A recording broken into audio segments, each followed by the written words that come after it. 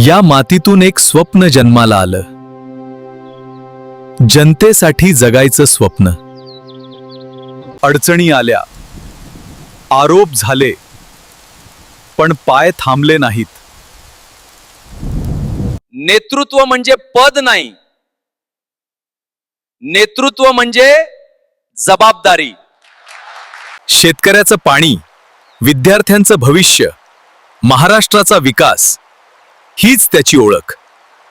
तो फक्त नेता नाही, तो विश्वास आहे.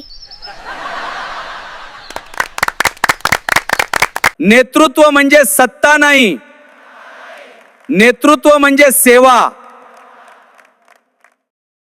जाता जाता माझ्या शैलीत डोळे पुसून शेवटचं सांगतो, आता रडत बसू नका. उठा आणि कामाला लागा.